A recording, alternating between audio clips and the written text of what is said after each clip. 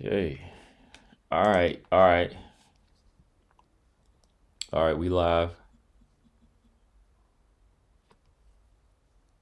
Going, y'all. About to get it going here.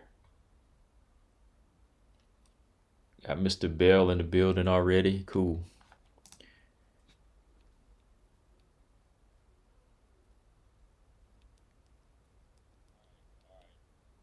Okay. All right, man. Yeah.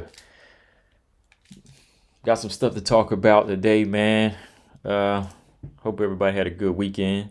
Wasn't no major fight weekend as far as, the UFC. Nothing going down Saturday. All the fights were on Friday.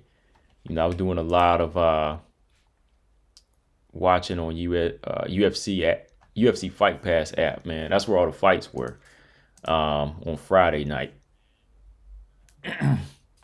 But yeah, man, we will get started here in a minute, man, because my man BJ from No Filter MMA, he's gonna be on about 8 o'clock. So this time I am gonna, do an hour. I'm gonna try to do an hour and be off of here. So let's see what we're gonna talk about, man. Got a few things to discuss here. I want to talk about the Bellator card, as a whole. I want to talk about the Lara Watanabe fight a little bit. We can go in and talk about that. So let me give about 1 minute here, then we'll get started, y'all. Hang on, we'll start at the 2 minute mark. I'm just pulling some info up here.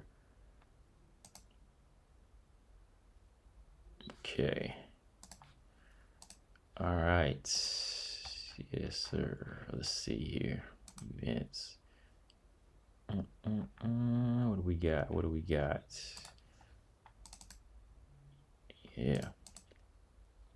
All right, y'all. So, welcome back to another CB99 live stream. I got Marcus Bell in the building. What's going on? Got a few people already in here. So, yeah, man, let's go ahead and get started. Got some good stuff to talk about. Not anything, major. Like I said, Friday was it with all the fight dates, but Saturday wasn't. It was a chill Saturday. I had to work anyway, but it was a nice chill Saturday. We ain't had one of those in a minute. Robert Henry, what's going on? He's swinging through. Now he's swinging through so fast I ain't even see him. Y'all ain't see him. Y'all ain't see nothing. I ain't see nothing. But shout out to Robert Henry. What's going on, man? Hope everything is good with you, man. So like I said, Bellator, they kicked off their premiere on Showtime this past Friday. It was a decent card, good card, but they still got a lot of work to do as far as catching up or just being consistent, even catching up with LFA right now. So let's talk about Lara Watanabe on that card. And fight weekend coming up. I want to talk about this fight here, man, because it's a bit of a shocker for me, man, because like I said, I've been following both of these fighters, and Aaron Blanchfield is coming straight from Invicta to the UFC in the bantamweight division. So let's talk about Dumont versus Blanchfield, where I stand with that fight. And what else I got up here? Nunes Tate, the rematch, 135, 145, will it really make a big difference? I don't know. We'll see. We got BJ from No Filter MMA in the house. Yeah, BJ. I just got done saying it, BJ. I'm going to be on here an hour because I told everybody, look, BJ going to be on at 8. So, I'm going to get on here, talk a little bit with y'all, and then we're going to make a move over to No Filter MMA because he'll be on at 8 o'clock live. Yeah, just hit me up as soon as you go live, man, and I'll jump off here, B. And let's talk ONE FC a little bit. I just want to go down ONE FC's atomweight tournament and name the fighters in there and kind of discuss it. I'm gonna come back and discuss it because I had a few people asking me to talk about it. So I just want to address it and let you know I am going to be watching it next month. And just for y'all that ain't familiar, man, like atomweight division in ONE FC is 115. It's really the strawweight division. They're trying to throw people off, man. I mean, Come on, man. Atom weight 105. Just call it a strawweight division. Why y'all trying to trick people? You know? You're crazy. But yeah, I know BJ got some things to talk about tonight. Like I said, B, look, we talking about Miranda again. And people still saying the same things. But I ain't going to talk about it tonight, man. I ain't going to talk about that one tonight. I'll let you talk about that, BJ. I'll probably discuss it again on another show. But yeah, make sure y'all hit the thumbs up too, man. Like I said, make notifications come through. But yeah, man, what y'all think of the Bellator card this past weekend, man? It was decent. It was a decent card, you know, premiered on Showtime. That was their very first event. And I was like, yo, it's about time. That was my first reaction. I was like, it's about time, man. Y'all 4 months deep into 2021 and y'all haven't done anything yet. You know, I mean, better late than never, right?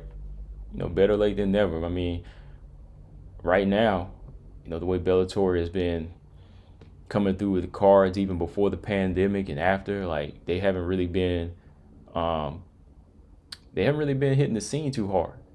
You know, they haven't really been trying to compete with any of these other organizations. I mean, LFA, Cage Fury, Icon, some of these other organizations, they all just coming through with cards consistently. LFA has 3 back-to-back cards this month. They got 3 back-to-back cards this month. I'm talking about Bellator. Like, come on, man. Y'all got to step y'all game up compared to these other organizations.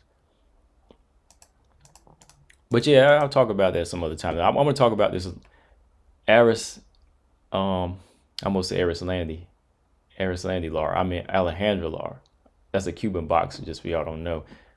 Alejandra Lara versus Kana Watanabe.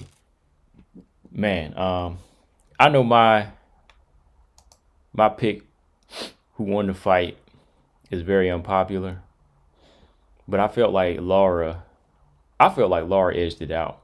I don't know about y'all. What do y'all think? I thought Lara edged this fight out. You know, I thought Lara did enough to win this fight. Very close decision.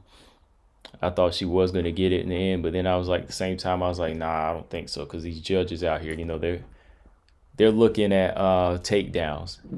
Even if you don't do much with the takedown, they're going to give you the fight.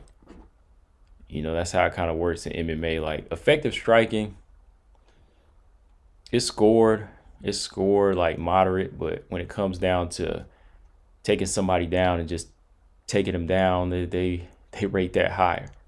They score that higher, and they don't really score knockdowns high. You know, Lara scored a knockdown in the second round too, didn't she? I thought she won. Like, I'm not just saying that because I like Lara. I'm a Lara fan, but I thought she edged it out. But, well, let me say this. I think she won, but I can see where she lost it.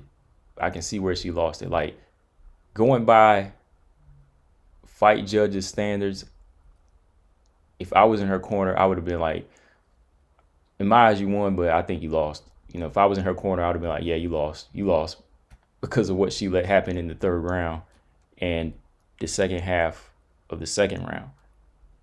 I mean, the stuff I was looking for, I would have gave it to her because I thought it was more effective. But like I said, I know what judges look for. So I'd have been like, yeah, you lost, girl. You lost. You let the third round go. You were supposed to close the show in the third round. But what? Yeah, it was close, BJ. Yeah, it was close. And she did drop her. Yeah, she did drop her. But let me ask y'all this, like, what did y'all think of Kana Watanabe? You know, she's been on the radar for a while. You know, everybody's been talking about her. You know, she's a strong judoka, very, very good grappler, wrestler, strong as hell, which I expected her to come in there and do a little bit more, you know, but overall, like, what did y'all think of her performance as a fighter? Like, what type of holes did you see in her game? You know, what type of holes did you see in Kana Watanabe's game? Because I knew she was going to go in here and use her strength, use her judo, and, you know, take this fight to the ground. But it seemed like her defense was non-existent, man. She really had no defense in there against the strike and against Lara. you know, and she didn't really know how to counter a fighter that wanted to brawl and take the fight to her, because Lara's tough, man. Like Lara, you know, she's well-rounded in my opinion. You know, and she came in there with the game plan to just Two Beasts, what's going on? Two Beasts said her striking is weakness. Yeah. You know, Lara came in there, gave her fits in that first round. Like, first round, Lara came out with pressure. She was letting 1-2s go. The kick to the inner thigh was doing damage. She cracked her, you know, she cracked her with the left hand several times.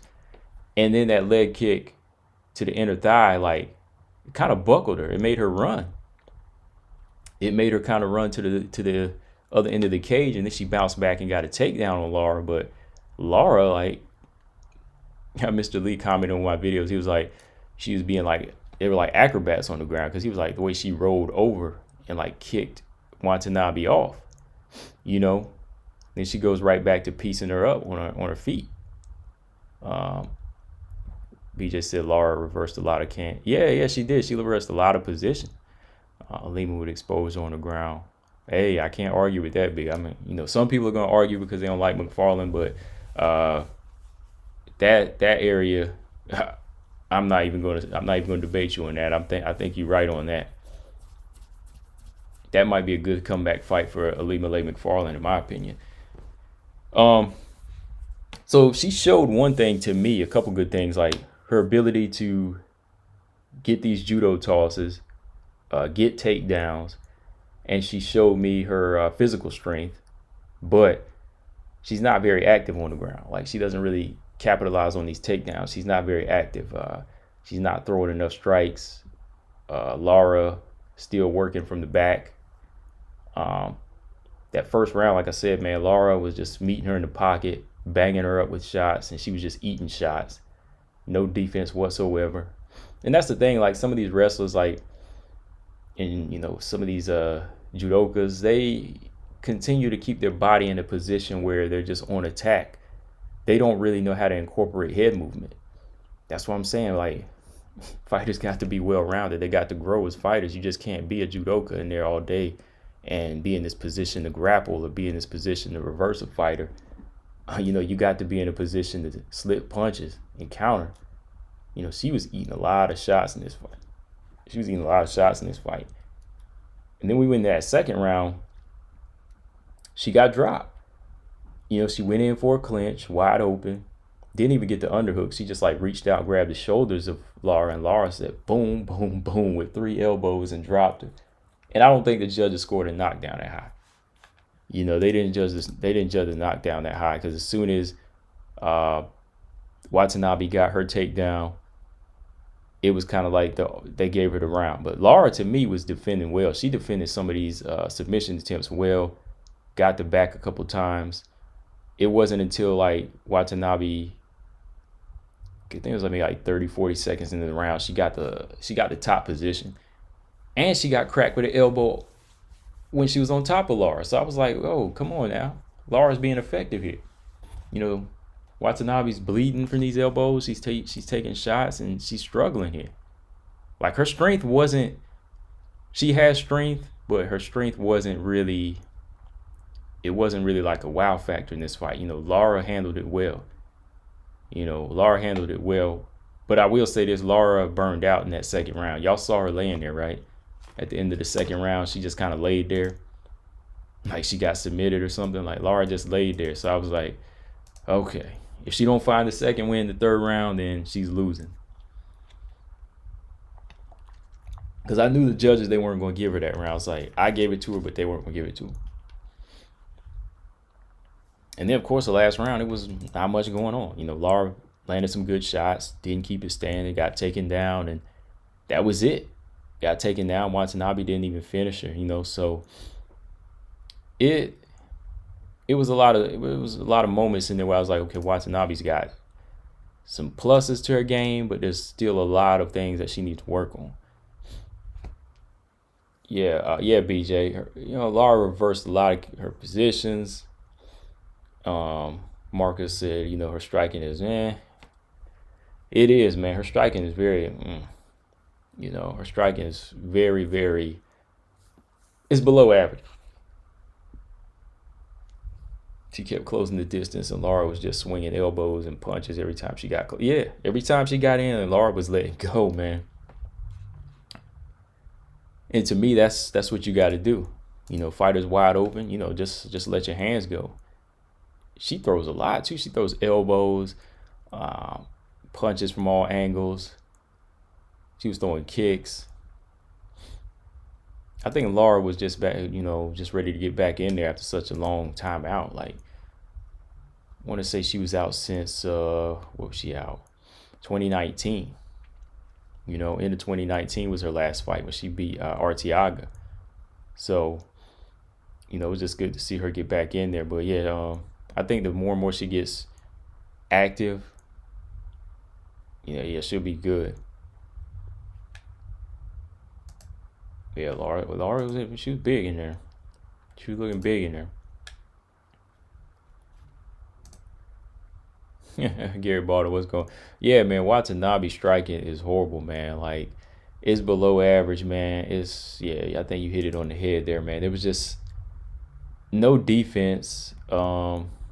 Constantly looking for the takedown or just trying to take her down. Just lets you know that the right striker is gonna piece her up, man. Like, Velasquez, Kiel Holtz, these fighters that keep good distance and just pop off straight punches, they will expose that.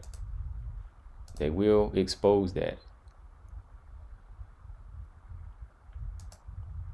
Yeah, 2-1 for Conor Watanabe. I had it 2-1 for Lara because I felt like Lara just won the second round. That second round was just effective. You know, knockdown, strikes, a lot of reverse positions. You know, defending against the submissions in the second round. So just too much in there. I felt like the judges don't look at. You know, like the second round with Miranda Maverick and Jillian Robertson was a good round. I gave it to Jillian Robertson, but there were good moments where you got to say, okay, if a fighter is defending and they're hand fighting like this and they're controlling with the wrist and they're taking away the rear naked choke, that has to count for something, right?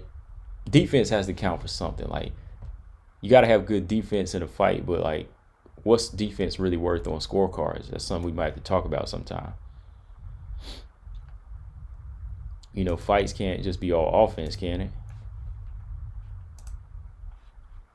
I mean, well, that's what judges look for. You know, judges look for takedowns and blood and just effective pressure. Like, if you continue to walk somebody down in MMA, they'll give you the round. Like, you can't fight off the back foot. You cannot fight off the back foot whatsoever, man.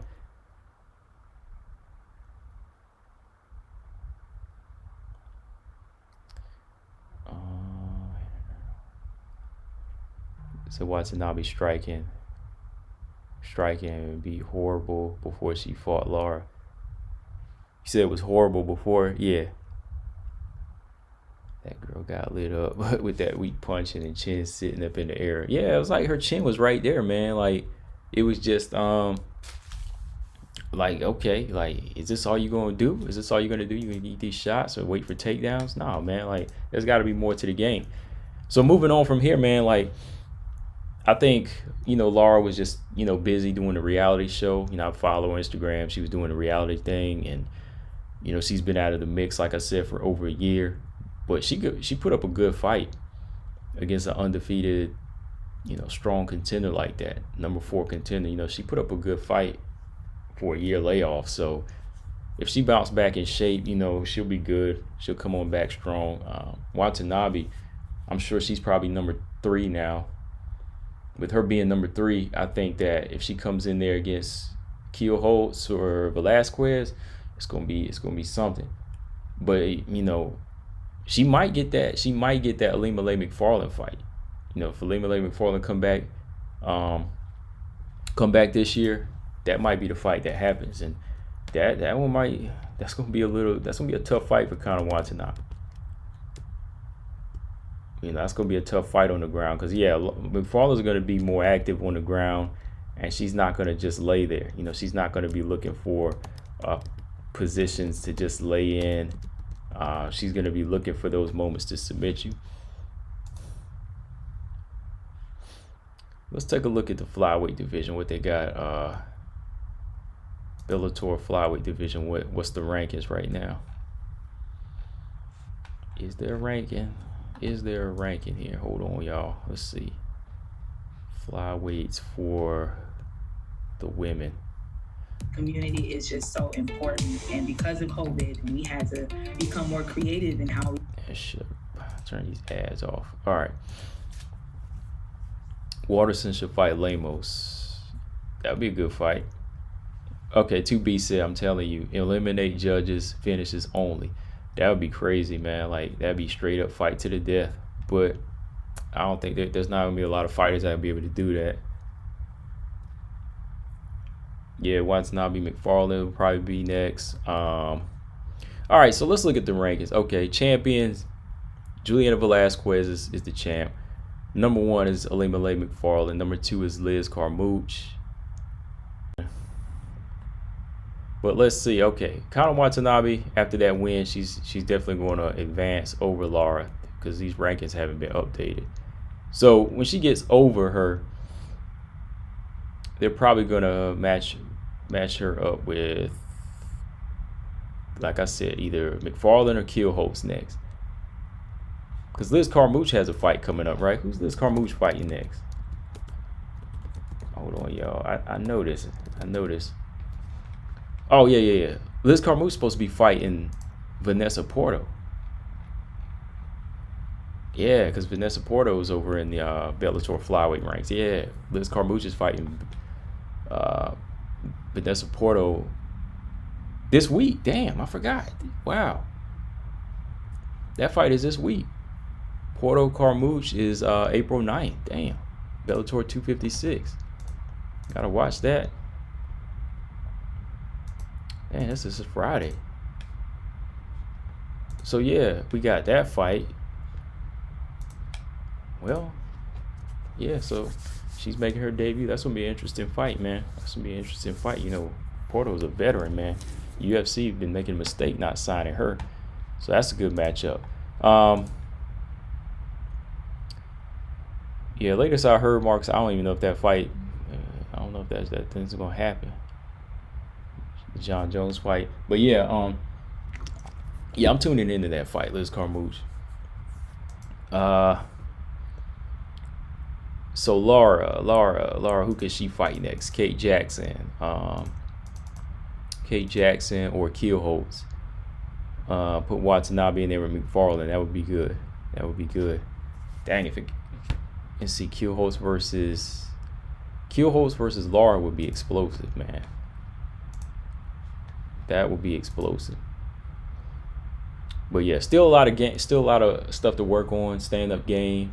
You know, she got to get her stand-up game, man. Watanabe. Let's see. So, all right. Let's move on to this next fight here. Erin Blanchfield is making her debut at 135 against Norma Dumont. As y'all know, Norma Dumont was going to be taking on Bea Malecki. Bea Malecki had to pull out. Anybody know why? I don't know. All I saw was undisclosed reasons.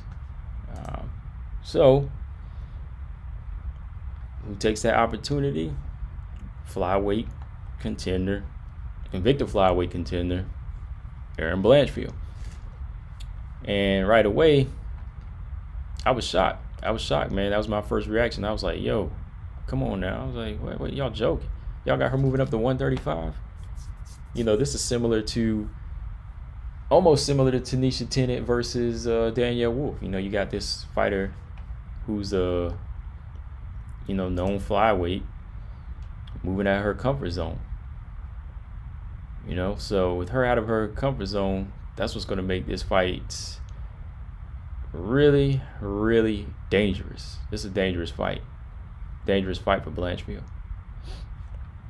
You know, it's got to be her time to really showcase what I've been seeing in her in Invicta. You know, she's a young fighter, very smart. Always learning. You know, what is she? I think she's I'm gonna say she's a brown belt. Hold on, because she's, you know, Brazilian Jiu-Jitsu is her thing. You know, she's always, you know, been practitioner of that. You know, she's a good wrestler, but you know, she's really been working on her striking throughout her past few fights, and it shows. You know, she definitely has been working on her striking. You know, she's been landing some nice head kicks in her fights. Yeah. She's a purple belt. Yeah, she's a purple belt. So, Erin Blanchfield, you know, 21 years old, already a purple belt. That lets you know how much of a promising fighter she is. But could that be wrecked, man? Could that really be wrecked going up to 135 against Norma Dumont? You know, Norma Dumont, it's not like she's taking on a Shakarova or something. Lauren Murphy taking on Shakarova, that's pretty much guaranteed. You know, Lauren Murphy's going to demolish her. But for a promising fighter like Erin Blanchfield, you coming in, taking on Norma Dumont. Norma Dumont is not a slouch, man. I mean, that's why I'm saying it's dangerous. You know? Norma Dumont, to me, needs to be a featherweight. Wow, you know, she needs to be a featherweight. And, you know, in her last fight against Ashley Evans Smith, she almost made it. She was like 138, I want to say. And going into this fight, I'm pretty much going to guarantee that she might be around the 135, but she might come in at 136, 137. And you factor in the weight, the physicality of Norma Dumont. Then you factor in the skill. Like, it's not just all size with Norma Dumont. That's not what I'm worried about. I'm more so thinking about her skill set. You know, very good stand-up. She's got good footwork, good clinch work. You know, even whenever she had Megan Anderson pinned a couple times, you know, she landed some good knees to the body. So that's going to be her game in this fight, where she tries to smother the smaller, faster fighter and try to get that, head start on her, you know, to really kind of break her down. And, you know, we still got to know what Erin Blanchfield is going to look like at this weight. You know, what's Erin Blanchfield going to look like with as a bantamweight? Is it going to be too much weight for her or what? Because the girl's young. You know, the girl's young, man. She's 21 years old, you know, so she can still make flyweight easy. You know, this weight that she's going to be fighting at might be a little bit trouble for her. And Norma Dumont said in one of her recent interviews, she said, yo, I'm betting on a knockout. Let me throw that in there. Norma Dumont said, I am betting on a knockout against Erin Blanchfield. You know, she said she's going to welcome her into the UFC with a knockout. Something to be looking out for. You know, Norma's got some pop to her shots. You know, she pieced up Ashley Evans Smith. She was light on her feet, and it's just an all-around dangerous fight for Erin Blanchfield. Erin's got the skills, but the power is going to be a game changer. The size will, and then the skill factor that in. You know, factor Norma Dumont's ability to strike and fight in the clinch and fight on the ground. You know, factor a little bit of that in. Like, we didn't really get a chance to see what Norma Dumont could do when she was in the Megan Anderson fight. Because come on, you know, dealing with a big fighter right there with the great equalizer, that power, you know. I mean, what do y'all think? I think BJ said Norma by destruction. I'm like, yo, I'm going for Erin in this fight just because, you know, like I said, I've been following her longer and I want to see her grow as a fighter, but I can't really factor out a knockout. You know, it's possible.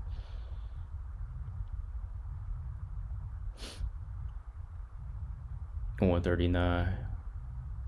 No, not 139. So like 137 or 138. You know, she was teetering, man, from like 137, 138 in that last fight. You know, so that's almost making featherweight. What I'm saying. That's what I'm saying. Like, she don't really need to be a bantamweight, in my opinion. That girl needs to be a featherweight. Don't be surprised though if she come in here missing weight. I'm surprised she come in here missing weight and giving part of her purse to Erin Blanchfield before, you know, she tried to demolish her. I mean, let's see this article I want to show y'all. Hold on, I was reading this earlier on Erin Blanchfield. What does she plan to do? She wants to get a knockout. I agree, Gary. She should have waited. Is it carrier bantamweight? And that's, yeah, I agree with that, Gary. She should have waited, in my opinion, which I'm gonna talk about here in a minute. Let me read this article real quick. Let's see, where was it? Okay. So they asked her what was her reaction whenever Bea pulled out of the fight. She said the reason why Bea she left the fight has not been announced. We're still waiting on that answer. I'm frustrated by the fear for not being able to fight the 10th. She's been working, you know, she was a little frustrated. So she found out somebody accepted the fight. They said Aaron Blanchfield making her UFC debut. What do you know about your opponent? She said she's a young, talented fighter. How does she expect the fight to go?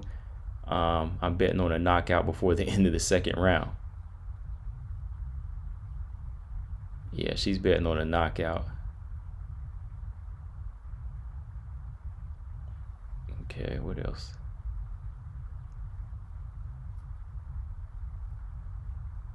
Yeah, she didn't really go into too much, but yeah, I could see her really, you know, going for that in this fight. You know, she definitely going to take advantage of the smaller fighter. So, you know, you got to make it a fast inside and out. You got to get in, get out, get in, get out on Norma Dumont, you know.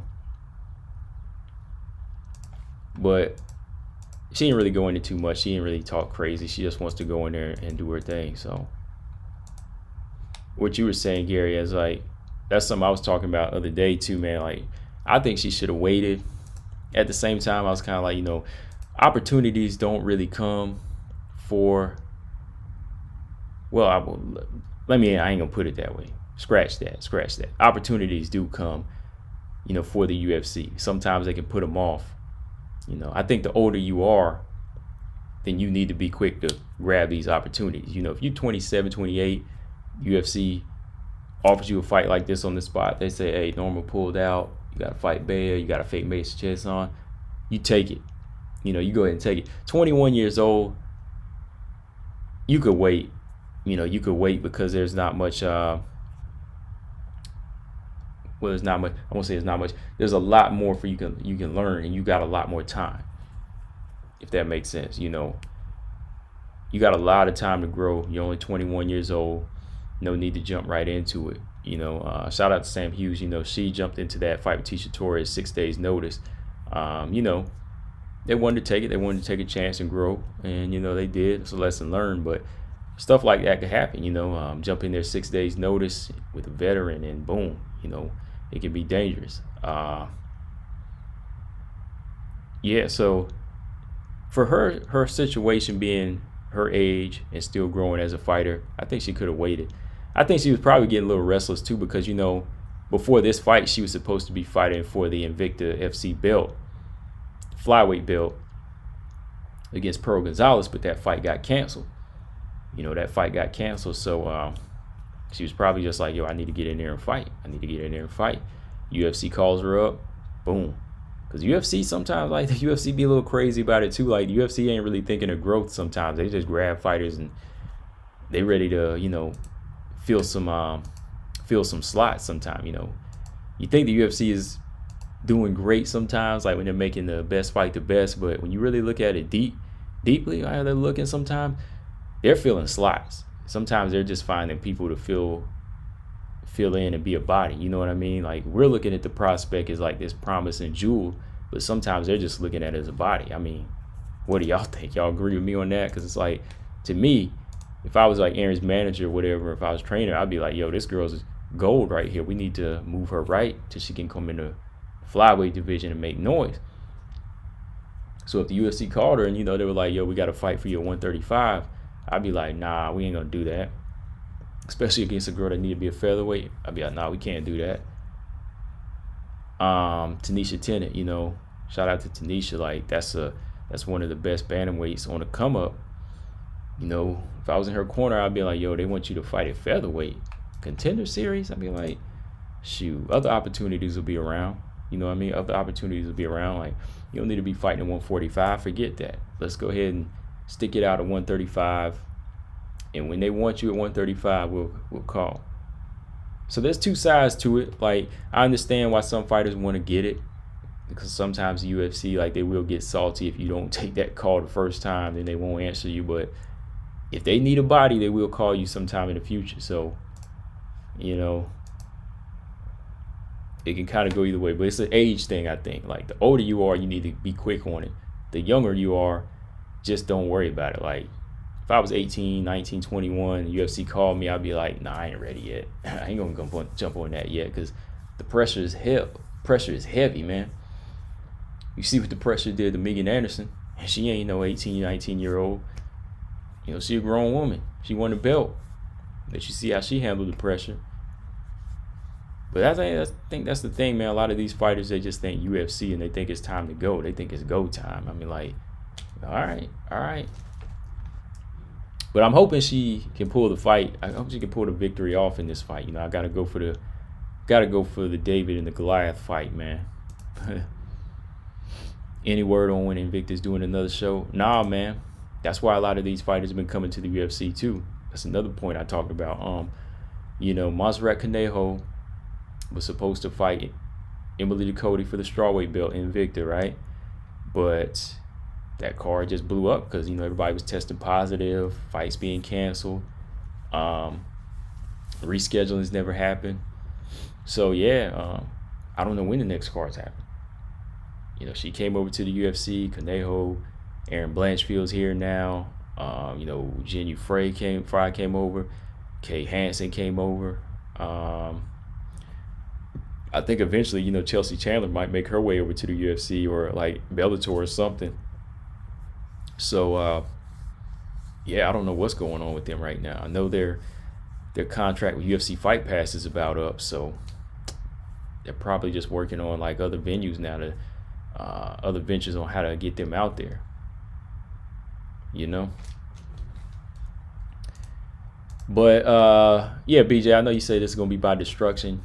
How you see this fight going? I mean, you talk about it in your live stream tonight, but I mean, you got to go in on. I got to know how you think she's gonna do it. I think Erin has enough striking and enough takedown defense to keep her off. You know, she can pot shot this fight, you know, in and out, and use those body and head kicks. You got to get her respect, though, man. You got to get that respect. And yeah, Norma Dumont being a black belt.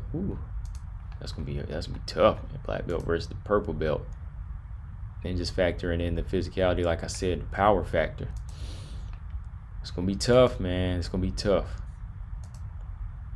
But Erin, you know, she's been working out with some of the top fighters. You know, Erin Blanchfield works out with Tanisha Tennant. You know, she trains with Tanisha, Claudia, Caitlin Chikagan. So she's being, you know, surrounded by the right talent, the right people to learn from, what to do and what not to do. Robert Henry said, I think the difference between Tennant's situation is she's like 10 years older than Erin Blanchfield, but I do agree she could have maybe waited. Yeah, that's what I'm saying. Like, her being younger, you would want to wait, you know what I mean? But like somebody like Tanisha Tennant, she needs to be signed ASAP more so, you know, her being older. That's what I was getting at. Like, that's the difference between them, you know, the age gap. Like, when you got a fighter that's younger, you want them to grow, you know, you want to build them up right. The older fighter, like I was saying, a 28 or 29-year-old, a 30-year-old, you need to go ahead and take that chance, you know. That's what I'm saying. Like, they really need to just sign Tanisha Tennant at this point, you know, just sign her as a fighter. Like, she is the bantamweight. She could take on Norma Dumont. I would pick Tanisha Tennant over Norma Dumont. You know, I think she has the skill set to beat a fighter like Norma Dumont. I think she's more so tailor-made for Tanisha Tennant. You know, and her being 30, yeah, you got to take that opportunity. 30, 31. I don't even know why they would put her. I hope they don't even try to put her through another contender series. You know, they need to just sign her at this point.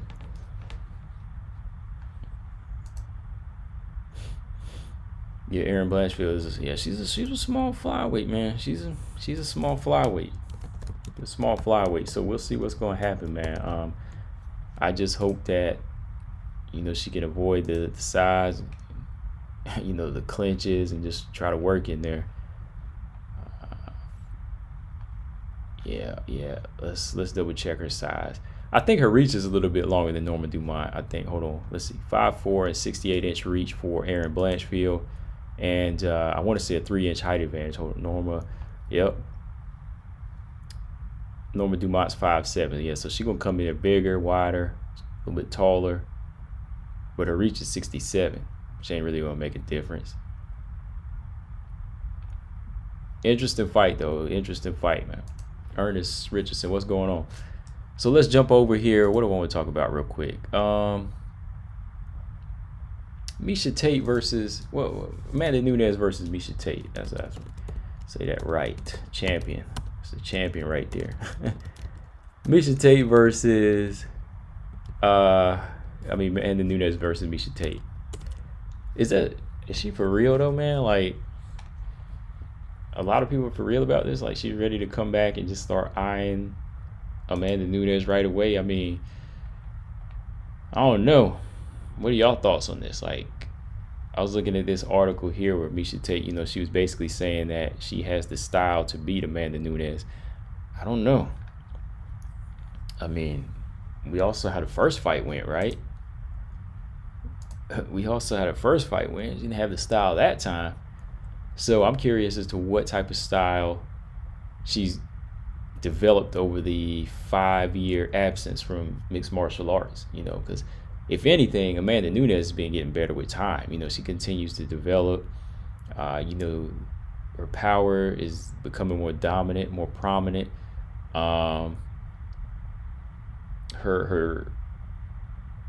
well-roundedness is just, became, how do I want to say it? Let me just say, like, Nunes, her ability to pace herself and do whatever she wants in a fight has just been so much of a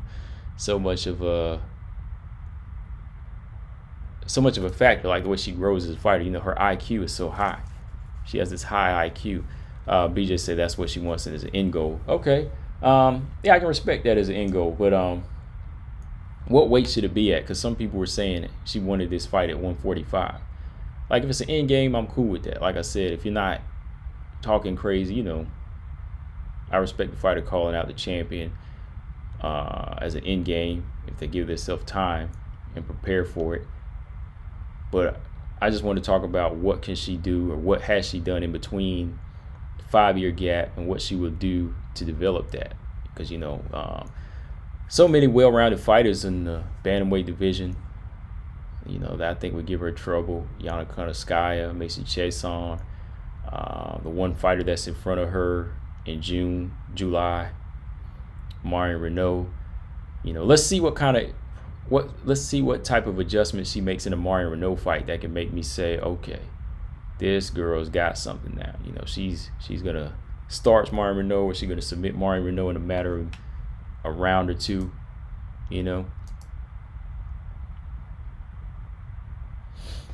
I'm got all those questions I want to answer. Yeah, Miesha Tate was on that last part of the like the WMMA fighters that were not, I hate to say she's like one-dimensional, but she was part of that first wave that were hitting the scene and putting a stamp on WMMA. But since then, there's just been so many fighters growing. Amanda Nunes learned from so many losses and became better and better. She was one of those ones that say, I'm not getting left in the dust. I ain't getting beat anymore. She continued to get better. 2B said apparently her nose surgery played a part in the fight, according to Dana. Oh, the Nunes fight? Yeah. That's what they say, right? That's what they say. So we'll see where it goes from here. I think her fight should be at 145. That would be interesting. I think if I wanted to see this fight, if it's going to happen, which it probably will, You know, because this Miesha Tate has 6 fights, right? 6 fights on a contract. So we know she's going to get a title shot. If it's going to happen, let it happen at 145. I mean, I think if weight's going to be a factor for her now that she's 34? She's 34 years old and she wants to, you know, be the face of a division. What better division to be that than featherweight? I mean, there's not that many people there. Megan Anderson's gone. She could take a couple of fights there, see where it goes, and then boom, fight at 145 if that's where she wants to be. Because, you know, 135 for 6 fights, for 5 or 6 fights would probably be hell on her body. You know, come on, this ain't the Miesha Tate, you know, back in 2012 or 2013 or something. You know, this is the Miesha Tate of now, who's had a couple of babies, you know, getting older. So I think she could make weight for 130, you know, for bantamweight, maybe a couple of fights, like for this fight. But eventually, yeah, she might have to fight at 145. So if she does it, I mean, 145 seems logical. But man, every time I think of Amanda Nunes at 135, man, I just think, you know, I just think of the stars, man. You know, just getting laid out on your back and you just see stars. I mean, that's how powerful Amanda Nunes is at 145, man. Like, if she ain't submitting you, man, she's gonna knock you out. I mean, I was just looking at the Megan Anderson fight again, or the Megan Anderson massacre, and I was like, yo, Nunes is just like a beast at this weight. So what type of problems is Miesha Tate gonna bring to the table for Nunes? Yeah, man, the scrappy wave. That's what I'm talking about, like the scrappy wave. You know, fighters were duking it out. Not necessarily like polished boxers yet, but they were like throwing hands. You know.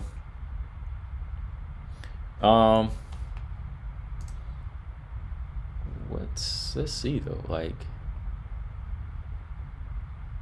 okay. So, all right, that's realistic. All right, Miesha Tate, I was looking at this interview. She says she's looking to return to MMA as a 2-year plan and discusses what she wants to accomplish. So, same deal. Okay, she wants a 2-year plan. All right, I ain't mad at that. You know, if she can, you know, get her George Foreman on and come back in her second coming, Miesha Tate, you know, why not? You know, take your 2-year plan and work your way to a title shot again. Who she's gonna fight in between there, man? Like, who can she beat? That's the question. Who she's gonna beat? Like, if she gets past Mari Renault, who does she fight? Yana Kunitskaya at 145? Leah Letson at 145? BJ, could you see that fight? 145. Miesha Tate and Leah Letson. Miesha Tate and Felicia Spencer. I don't know, man. Felicia Spencer's kind of like she's kind of from that scrappy era, the way she fights. And I think, you know, with her skill set, man, Felicia Spencer might be bowling somebody over. You know?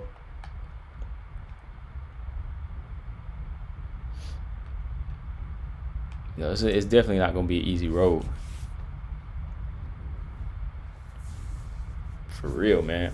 It's going to be something. It's going to be something. And I think that if she was to try to get a crack at Nunes in the rematch, I will say, yeah, go ahead and do the featherweight thing, because that's the way you're going to get the most shine for it and probably get the okay for it without people getting mad. Because, you know, if she was to get the shot at 135, you know, people would be like, oh, you know, the GDRs, the Hollies, the Genuine Opinions, they would be like, nah, man, I'm supposed to get the title shot. You know, you're supposed to go through us before you get to the title shot. And like I said, it's all going to depend on this weight cut for her July fight. You know, if it's tough on her, then yeah, you best believe she's probably going to be going to 145. Now, you don't think she'll have trouble making 135? Yeah, we'll see. I mean, out of 3 or 4 fights, yeah, we'll see. You know, because, you know, that age is going to be coming, you know, that age, when you hit 35, man, especially for women, it's going to be hard.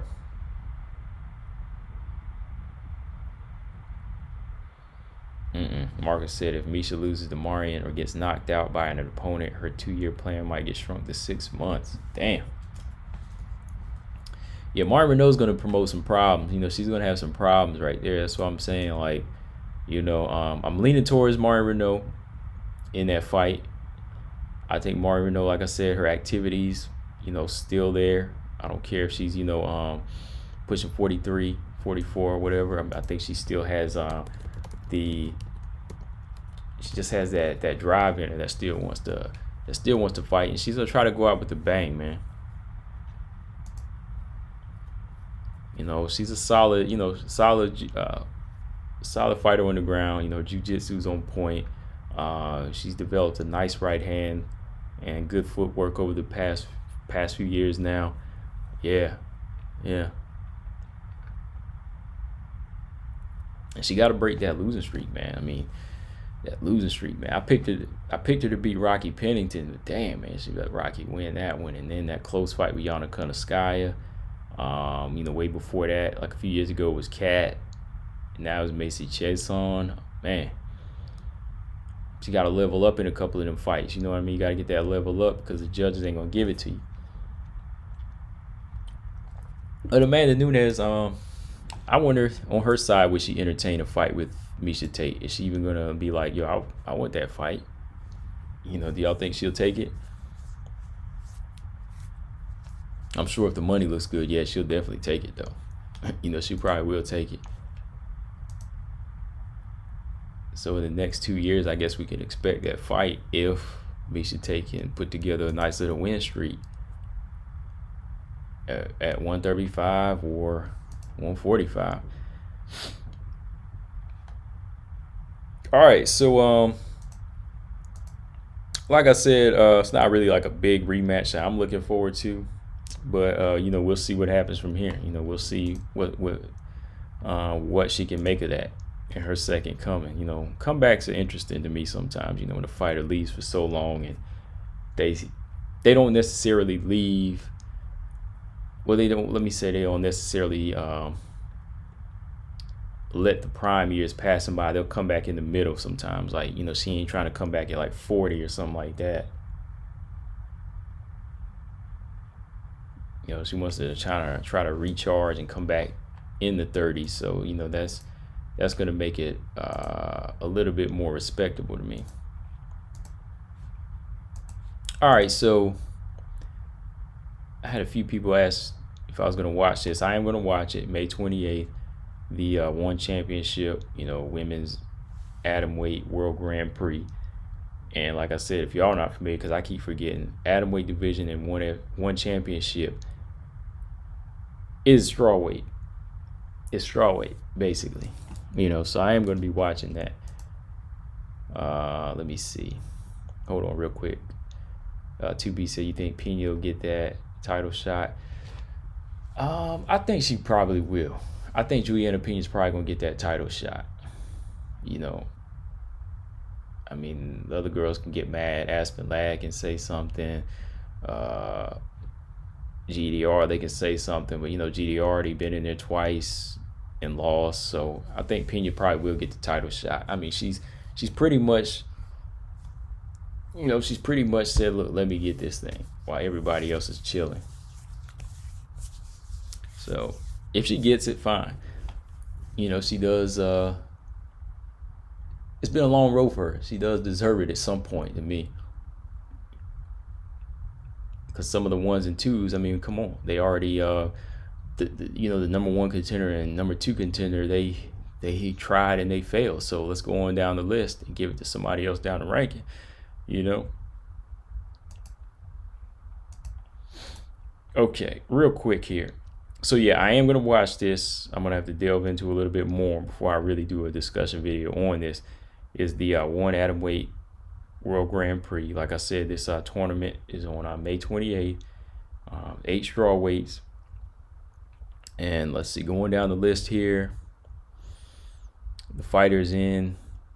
Some of them I'm familiar with. You know, some of them I'm not. I haven't really been researching. I'd say the number. Let me see. Well, I'll let y'all know in a minute the fighters that I am fans of in here and I am familiar with. All right. So first up is Ming Bo from China. She's on this tournament bracket. Let me see. Yeah, she's in there, Ming Bo. And then of course I know who Seung Hee Ham, Japanese fighter. She's fought in the strawweight division in the UFC a few times. Went on a losing streak and she got cut. She started losing to fighters like, I think, did she lose to Beck Rawling? I think she did. I want to say she lost to Beck Rawling. But since then, she's been stepping her game up, getting a little bit better. And to me, I think she's kind of gotten better than fighters like Beck Rawling. Whereas fighters like Beck, they kind of went on the downside. She went on the upside. Seung Ham, Korean fighter. She's like, I want to say early 30s now. And let me pull up her resume here because I think she fought JoJo a while back too. Yeah. She dropped the loss to JoJo, Beck Rawlings, and Danielle Taylor. So after that, she got cut. She went on a nice little win streak. Rising, won, Road FC. She's been a little bit everywhere. She's beat Jinyu Fry. So I see her as a promising fighter in this tournament, doing pretty well. But this is a fighter I've been a growing fan of. I've been talking about, Stan Fairtex. I've been watching her. She's a very good fighter on the feet. Good clinch game, stand-ups on point. She lost her last fight by submission. Fight which she probably could have won if she kept it standing, but she lost by submission. It was a weird tap though. But yeah, she definitely deserves to be in the tournament. She's like a personality, man. Very, very colorful person, and a good fighter. Who else we got? Aliona Rasahoma. Is that the Russian? Is that the girl that beat her? Hold on, let me check. They might have to do a rematch with them too if they can make it there. Hold on, y'all. Let me see. Is that the girl she lost to? Yeah. That's the girl she lost to. She's got the rematch coming up in May. That's gonna be the first fight on there. Yeah, so she lost a guillotine choke against Rasahoma. And that was a close fight. It was kind of close, and then Stan Fairtex started to come back. When she tried to take it to the ground, she got put in that submission hold, and boom, that was it. And so that's gonna be a good one, man. See if she can come back and avenge that loss. Then you got Elise Anderson. She's fought in Invicta. She's a training partner for Elise Herrick. She's been out of the game for a minute, man. She's a promising fighter too as well, but I'm curious as to how far she can make it, man. Elise Anderson's been out for a minute. I think she was out because of some medical conditions for a while, but she's been out for a minute, y'all. Like she's probably one of the ones I follow the most because I seen her in Invicta. Her, Ham, and Stan Fairtex. Oh, Richu and Isuka are on the same side. Okay, they're on the same side of the bracket. Oh, okay, so they're not going to be matched up. Isu Harada and Denise are two. I'm looking forward to. Okay, let me go down the list here. So yeah, Elise Anderson. She's the only American on here. She's the only American on here because she fights at atom weight. For real atom weight. She's fought at 105 atom weight, but she's actually moving up to 115 for this tournament. She's fighting their atom weight, so we'll see what happens, man. She's coming up on 2 years out. I'm curious as to see how far she can make it. I don't know, man. That's 2 years of rust, man, and she jumping right back into a tournament, man. So Elise Anderson, I'm giving her a lot of credit, man. Got to give her a lot of credit. Isuka Harada, yeah, Japanese fighter Isuka Harada, and then you got Ritu Fogat. All right, and then we got from the Philippines Denise Zamboanga. I saw a few of her fights. Denise.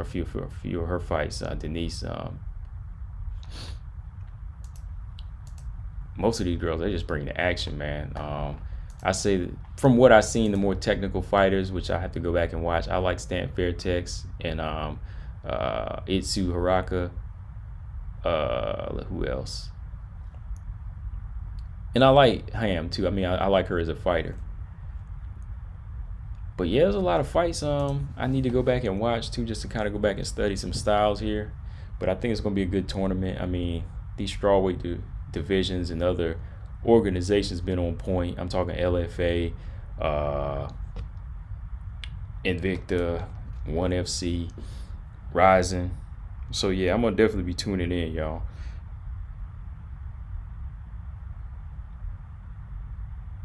Hold on, I was just checking something. So, okay, so Two Beasts said he's looking for Harada and Zamboanga. Yeah, Zamboanga, some of her fights were action, man. She put on some action. Matter of fact, let me look her up real quick. Zamboanga.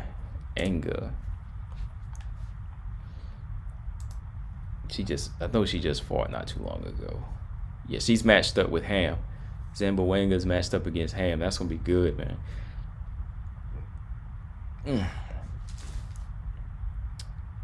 Zamboanga fought back in August of last year. Okay. Yeah, so yeah, I just wanted to bring that up because I have some people that always ask me to check this tournament out and have I been keeping up with it. Like, I heard the announcement because I heard about this one.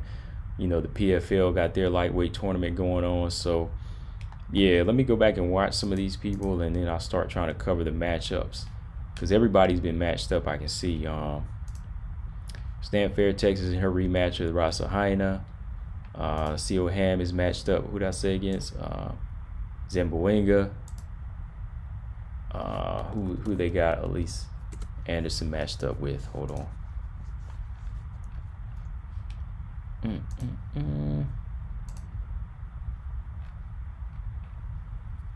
Itsuki Harada. Ooh, that's gonna be good. Yeah. Yes, everybody's been matched up. So as they get closer, I'll go ahead and do some, do some videos about this. But shoot, I'm behind, man. I still gotta do these videos for Valentina versus Jessica and Whaley versus Rose, man. As people ask me about my picks on those fights, I ain't even dropped that yet. Man, the Whaley Rose fight is close as hell, man. I think Valentina Jessica, that's a little bit easier for me to pick, but man, this fight here, Whaley Rose, I don't know. That's a tough one, man. Now, and I ain't being biased either about either fighter. I think it's just going to be a good, tough fight, man, because they both are, like, respectable martial artists, man. But, yeah, let me get ready to jump off of here, man. Go over to No Filter MMA. Make sure y'all subscribe to No Filter MMA. He's going live here in a minute. But, yeah, before I do this, before I jump off here, let me give you my final thoughts here. Yes, I think we're in for a good fight this weekend with Aaron Blanchfield, Norma Dumont, but we're gonna see. Hold on. BJ said we all get behind. I ain't been live in almost 2 weeks. He said you got lazy. Yeah, man, you gotta get that game up, bro. Gotta get back on it. Yeah, I'm about to jump off. You already. Make sure you set up, because when I get off here, you better be on, man, because we jumping over there.